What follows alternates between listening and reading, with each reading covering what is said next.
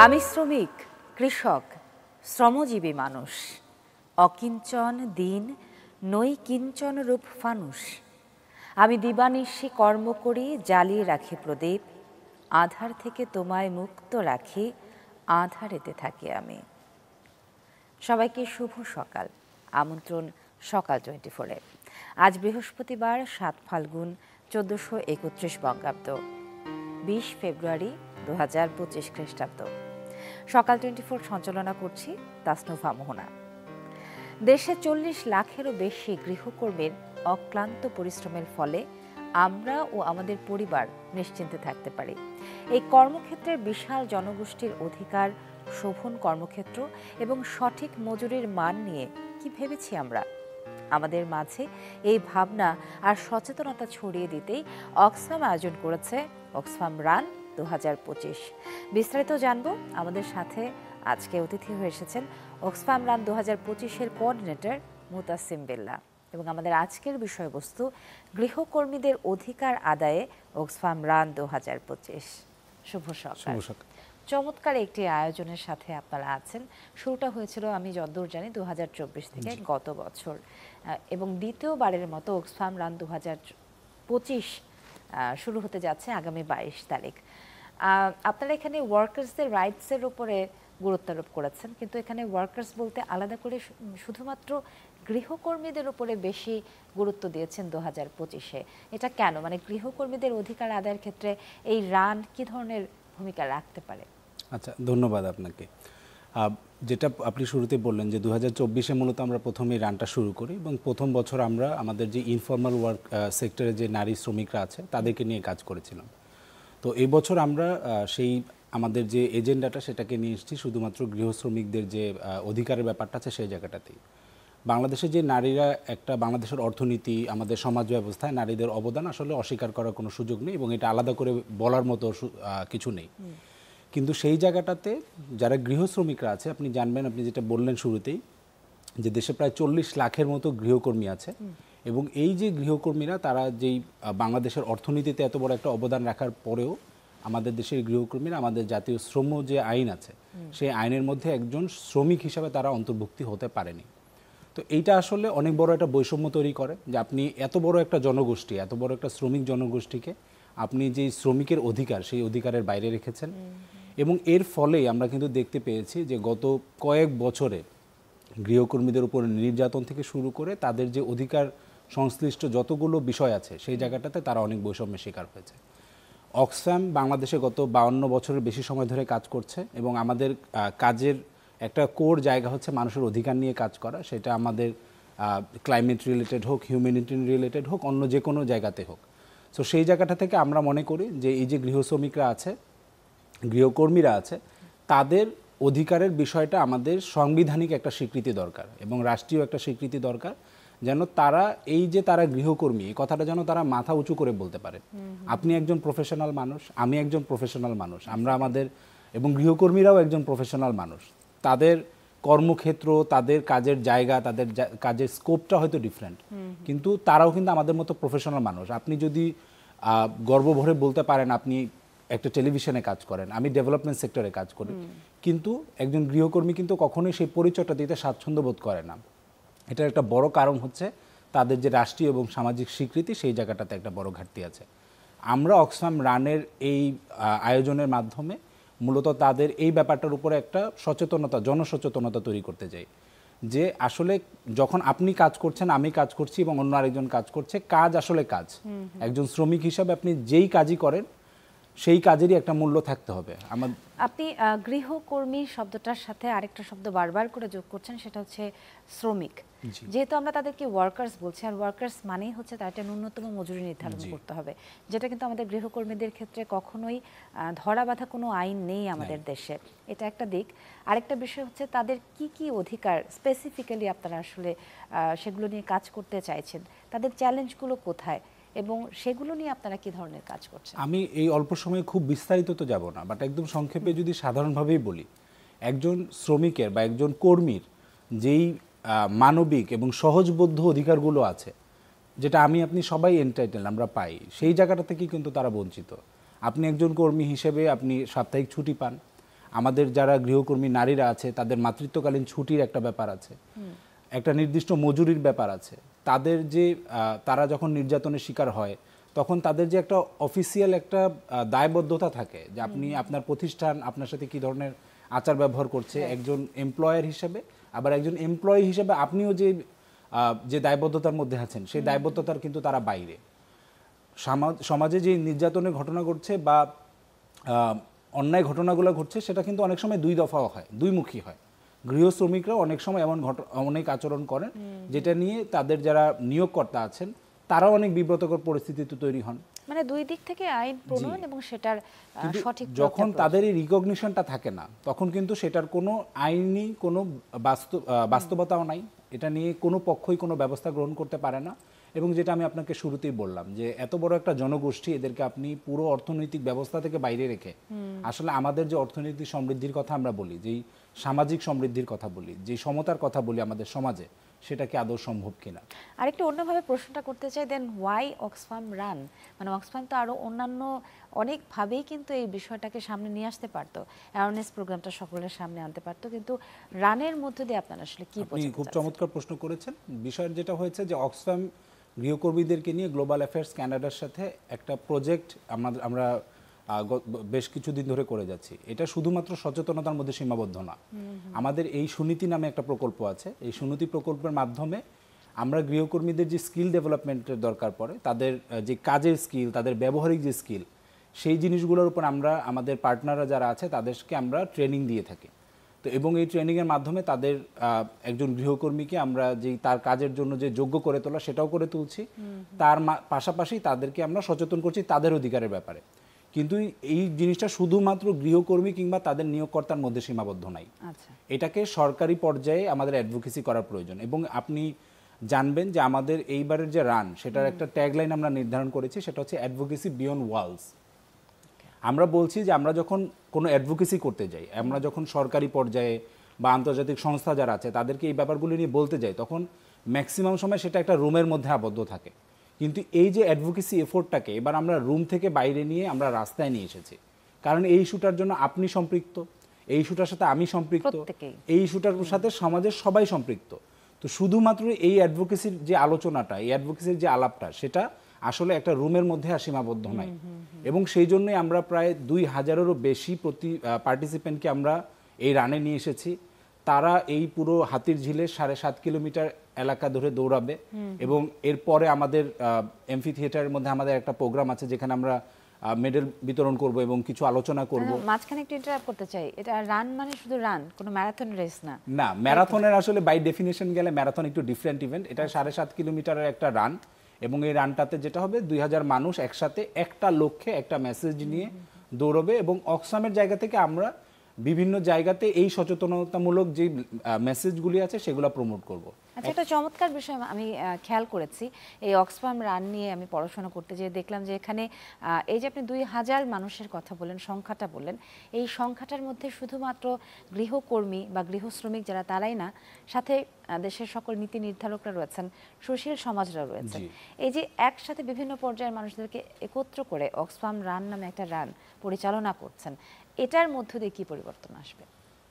যেটা আমি বলছিলাম যে, এবং একটা খুব চমৎকার ব্যাপার আমি আপনাকে বলি, এই রানে আমাদের আপনারা জানেন একটা ইভেন্ট করতে হলে অনেক ভলান্টিয়ার লাগে এবং অর্গানাইজারদের একটা অংশ থাকে। এবার এই রানে আমরা প্রায় 100-র মতো গৃহকর্মী তারা নিজেরা স্বেচ্ছাসেবক হিসেবে এই রানের মধ্যে এই যে শৃঙ্খলা এবং এই যে অর্গানাইজিং কমিটিতে প্রায় 100 গৃহকর্মী নিজে ব্যক্তিগতভাবে সম্পৃক্ত থাকবেন। এবং তারাই আসলে এটা যে তাদের ইভেন্ট, তাদের বক্তব্য, তাদের অধিকারের কথা, সেই কথাটাই তারা ওখানে প্রকাশ করার সুযোগ পাবেন। হ্যাঁ, তো আমরা যেটা করেছি সেটা হচ্ছে যে আমরা গৃহকর্মী, সমাজের অন্যান্য পর্যায়ের যারা ব্যক্তিরা আছেন সবাই এখানে আসবেন এবং এই যে সবার মধ্যে যে একটা মেলবন্ধন হচ্ছে, তারা একটা কথা বলার সুযোগ পাচ্ছে। তারা একসাথে মিলে একজন গৃহকর্মী এখানে এসে একজন নীতি নির্ধারক পর্যায়ের ব্যক্তি যারা আছেন, সাধারণ মানুষজন তাদের সাথে কথা বলতে পারছেন এবং সবাই মিলে একসাথে যে তাদের অধিকারের বিষয়টা এখানে জানতে পারবে, এটা একটা বড় অপরচুনিটি আমরা মনে করি যে তাদের মধ্যেই সংযোগটা তৈরি করে দেওয়া। এবং এটা আমাদের একটা এফোর্ট এবং আমি এটা অ্যাকনলেজ করতে হবে যেটা একটা কন্টিনিউয়াস এফোর্ট। এটা নিয়ে আমাদেরকে কথা বলতে থাকতে হবে। শুধুমাত্র অক্সফাম রান হয়ে যাবে কিংবা অক্সফামের মতো একটা সুনীতি প্রকল্প চলতে থাকবে আর এই সমাজে মানুষের অধিকার বাস্তবায়ন হবে বা গৃহকর্মীদের অধিকার বাস্তবায়ন হবে, সেটা আসলে আশা করাটা বোকামি হবে যতক্ষণ পর্যন্ত আমরা এই আলোচনাটাকে কন্টিনিউ করতে না পারবো, কন্টিনিউয়াস একটা পর্যায়ে নিয়ে যেতে না পারবো। এই জন্যই আসলে এই প্রকল্পে আমাদের প্রকল্পের মানুষজনের বাইরে জনসাধারণকে ইনভলভ করা। একদম, কারণ যে 2000 মানুষ আসবে তারা তো অবশ্যই বাসায় যেয়ে হয়তো তারা অনেক কিছু বলবে না, কিন্তু যখন তারা ফেরত যাবে, যেতে যেতে কিন্তু এই জিনিসটা চিন্তা করবে যে আজকে আমরা গৃহকর্মীদের এই বিষয়টা নিয়ে আমরা কাজ করেছি বা আমরা দৌড়েছি, এটা নিয়ে সর্বোপরি তারা নিজেদের অধিকারের বিষয়ে সচেতন হবে। এবার মানে আপনার কথা বলেন যে কোনো ইভেন্ট প্রথমবারের মতো আয়োজন করতে গেলে অনেক ধরনের চ্যালেঞ্জের মুখোমুখি হতে হয়, যেটা হয়তো গত বছর আপনাকে হতে হয়েছিল, এবং নতুন নতুন অনেক বিষয়ের সম্মুখীন হতে হয়েছে যেটা হয়তো আপনি জানতেন না যেটা কিভাবে করতে হবে। 2025-এ সেই অভিজ্ঞতাটা কেমন এখন পর্যন্ত? খুব মিশ্র অভিজ্ঞতা হচ্ছে। বিষয় যেটা হয়েছে যে অক্সাম তো আসলে যারা এরকম রান অর্গানাইজ করে, বাংলাদেশে অনেক স্পোর্টস অর্গানাইজেশন আছে, তারা এই ধরনের রানগুলো অর্গানাইজ করে। তো অক্সফামের মতো অর্গানাইজেশনের জায়গা থেকে এটা আমাদের একটু নিজেদের গণ্ডির বাইরে যে একটা ইনিশিয়েটিভ, এবং আমি আপনাদের এই অনুষ্ঠানের মাধ্যমে গ্লোবাল অ্যাফেয়ার্স কানাডাকে ধন্যবাদ জানাতে চাই যে তারা আসলে আমাদের এরকম একটা ডিফারেন্ট যে ইনোভেটিভ আইডিয়া বা একটা সেটাকে যে তারা অ্যাপ্রিসিয়েট করেছে, তারা এটার সাথে যুক্ত হয়েছে। এবং আপনাকেও ধন্যবাদ দিতে চাই। হ্যাঁ, যদি আমি শেষে জাস্ট এতটুকুই বলবো যে অর্গানাইজিং এর জায়গা থেকে আমাদের অনেকগুলো চ্যালেঞ্জ, কারণ একটা ইভেন্ট করা মানেই তো শুধুমাত্র ইভেন্টটা করে গেলাম সেটা না, পরিবেশের দিকে খেয়াল রাখতে হয়, অনেক কিছু কনসিডার করে কাজ করতে হয়। আমি সর্বশেষ যেটা বলবো যে আমরা খুব প্রাউডলি বলছি যে অক্সফাম রান আমরা এবার আয়োজন করেছি। এটা আয়োজন করার সময় আমরা খেয়াল রেখেছি যেন পরিবেশ অধিকারের বিষয়টা তো আছে, পাশাপাশি যে পরিবেশের বিষয়টা আছে, আমরা এবার ক্লেম করছি যে আমরা এবার একটা সম্পূর্ণ প্লাস্টিক মুক্ত এবং একটা ওয়েস্ট ফ্রি একটা ইভেন্ট অর্গানাইজারদের জায়গা থেকে যতটুকু আমরা করতে পারবো আমরা সর্বোচ্চ এফোর্টটা দিয়েছি, যেন মানুষের অধিকারের বিষয়ে কথা বলতে বলতে আমরা যেন পরিবেশের ক্ষতি করে না ফেলি, আমরা যেন আমাদের পরিবেশ, আমাদের সমাজ, আমাদের আশেপাশে সব মানুষ তাদের সবার দিকে যত্নবান হয়ে খেয়াল রাখি। মুতাসিম বিল্লাহ, আপনাকে অনেক অনেক ধন্যবাদ। সেই সঙ্গে অক্সফাম রানের জন্য অনেক অনেক শুভকামনা। এর সাথে জড়িত শুধু 2000 মানুষ নয়, যতজন জড়িত আছে সকলের জন্য অনেক অনেক শুভকামনা। এই ভালো উদ্যোগ আরো ইতিবাচকভাবে এগিয়ে চলুক। জি, ধন্যবাদ আপনাকে আজকে আমাদেরকে আমন্ত্রণ জানানোর জন্য। প্রিয় দর্শক, আমাদের সঙ্গে ছিলেন আমাদের অক্সফাম রান 2025-এর কোঅর্ডিনেটর মুতাসিম বিল্লাহ, আর এতক্ষণ আমরা কথা বলছিলাম গৃহকর্মীদের অধিকার নিয়ে। এবারে সকাল 24 থেকে নিচ্ছি বিরতি, সাথে থাকুন।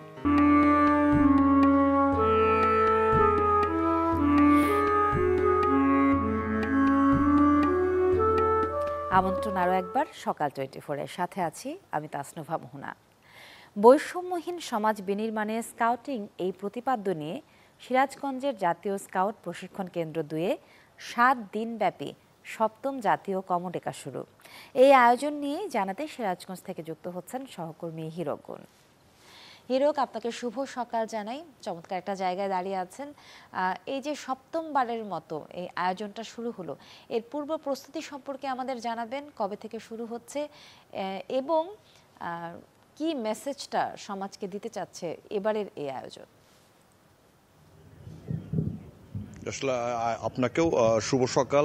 আসলে ইতিমধ্যে কিন্তু শুরু হয়েছে 7ম যেটি জাতীয় কমডেকা। আমরা ঠিক এই কমডেকা মাঠেই রয়েছে, জাতীয় স্কাউট প্রশিক্ষণ কেন্দ্র 2, যেটি কমডেকা মাঠ বলে, যমুনা নদীর শহররক্ষা বাঁধ হাট পয়েন্ট এলাকায় কিন্তু শুরু হয়েছে। ইতিমধ্যে কিন্তু সকল প্রস্তুতি শেষ হয়ে গেছে এবং সেটি কিন্তু 7 দিন ব্যাপী শুরু হয়েছে এই জাতীয় কমডেকা। যদি আপনাদের একটু দেখায়, আপনারা দেখতে পারবেন যে সারা দেশ থেকে প্রায় কিন্তু 400টি দল এসেছে, যেখানে প্রায় 4000 যেটি রোভার স্কাউটের সদস্যরা রয়েছে। এছাড়াও কিন্তু আরও প্রায় 1500 কিন্তু বিভিন্ন যে কর্মকর্তা এবং স্বেচ্ছাসেবক কিন্তু রয়েছে। আপনারা দেখতে পাচ্ছেন যে সকালেই যে রোভার স্কাউটের যে সদস্যরা তারা কিন্তু তাদের বিভিন্ন অংশগ্রহণ শুরু করেছে।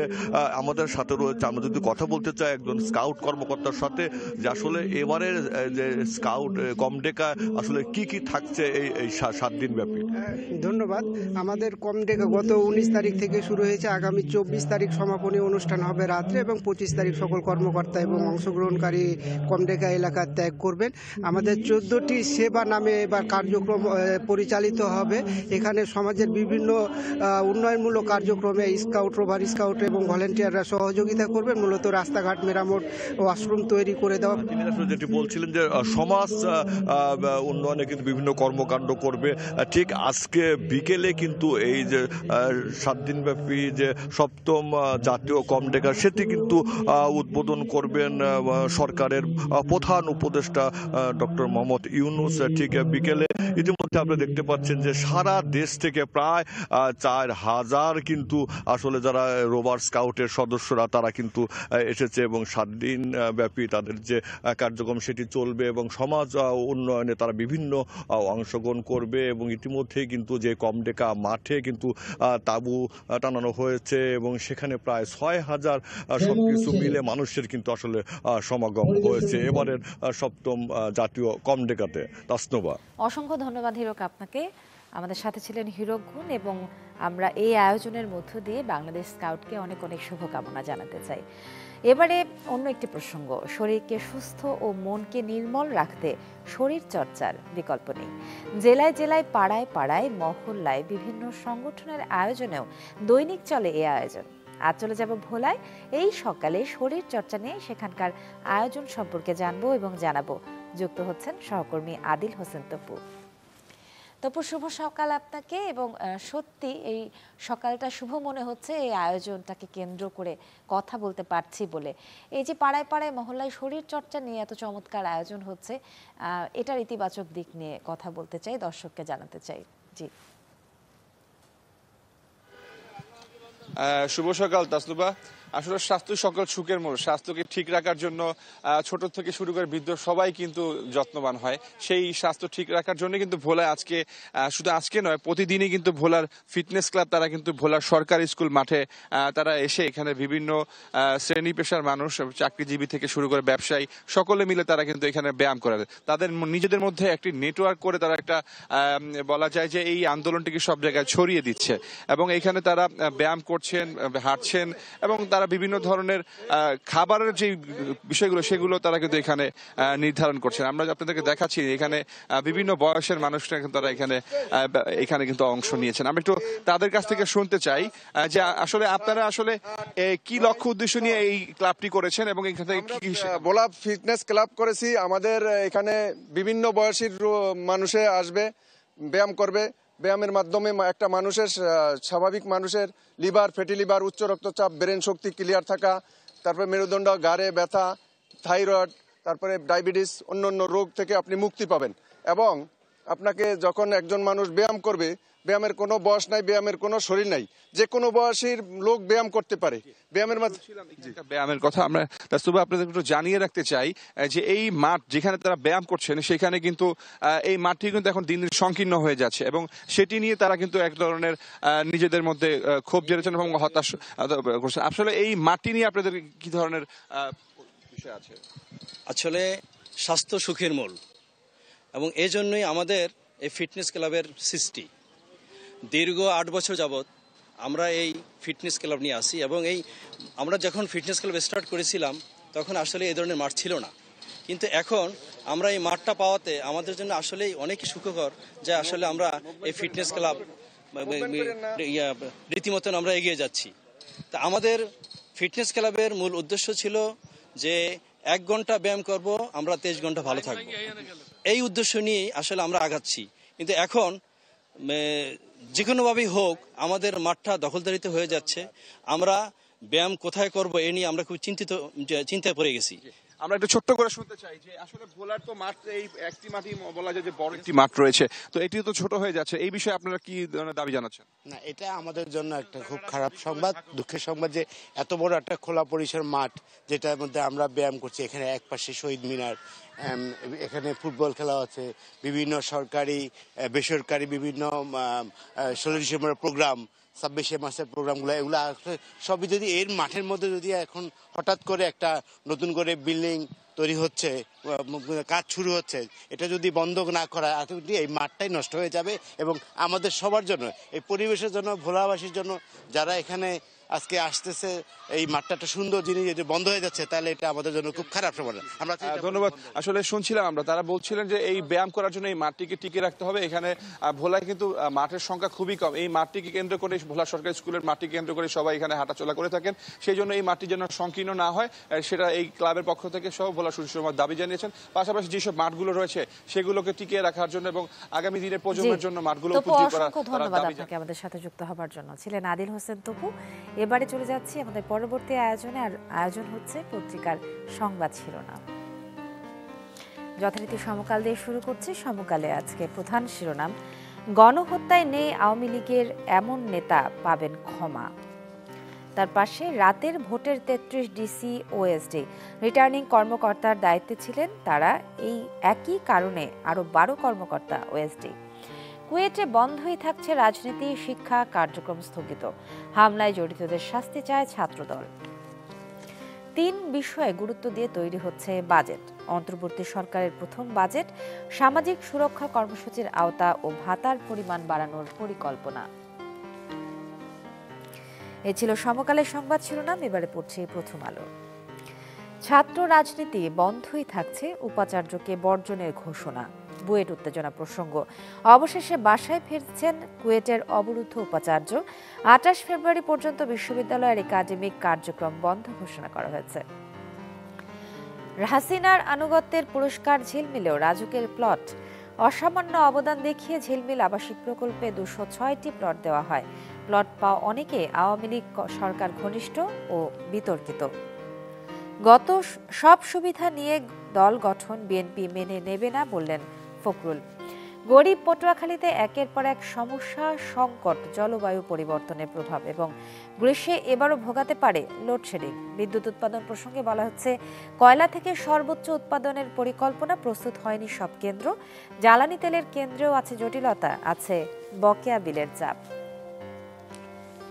এবারে পড়ছি কালের কণ্ঠ। বাবরের জীবন থেকে 17 বছর কেড়ে নেয় প্রথম আলো। মতিউর রহমান এবং লুৎফর জামান বাবর। সরকার বৈষম্য বিরোধী নিয়ে এখনো সহনশীল বিএনপি, জামায়াতের বিষয়ে কৌশল ভিন্ন। নৈশ ভোট সংশ্লিষ্ট 33 ডিসি ও এসডি ডিসি সম্মেলনের প্রাপ্তি অপ্রাপ্তি এবং আজ ভারতের বিপক্ষে মাঠে নামছে বাংলাদেশ। পড়ছি ইত্তেফাক। বাংলাদেশের রাজনৈতিক ও অর্থনৈতিক সংস্কারের প্রতি ইতালির সমর্থন পুনর্ব্যক্ত। বাংলাদেশের চ্যাম্পিয়ন্স ট্রফির অভিযান শুরু আজ, প্রতিপক্ষ ভারত। 144 ধারা না ভাঙার সিদ্ধান্ত ছাত্রদের না। 21শে ফেব্রুয়ারি প্রসঙ্গে বক্তব্য প্রতিবেদন। সবশেষে যুগান্তর। বুয়েটে নিষিদ্ধই থাকছে ছাত্র রাজনীতি, বহিরাগতদের হামলা, সংঘর্ষ, ফ্যাসিস্ট বিরোধী শিবিরে ভাঙনের পদধ্বনি। শুরুতে ছাত্র ঐক্যে ফাটল। বাংলাদেশের সামনে শুরুতেই ভারত এবং এস আলমের হিসাবে 2.5 লাখ কোটি টাকার লেনদেন। অলিগার্কদের তথ্য দিতে ব্যাংকের অসহযোগিতা। এ ছিল আজকের পত্রিকার সংবাদ শিরোনামগুলো এবং সংবাদ শিরোনাম পড়তে পড়তে আজকের সকাল 24 শেষ করছি। আমি তাসরিফা ভোনা। ভালো থাকবেন সবাই। দেখা হোক অন্য এক সকালে। যাবার আগে শুভ সকাল আরও একবার।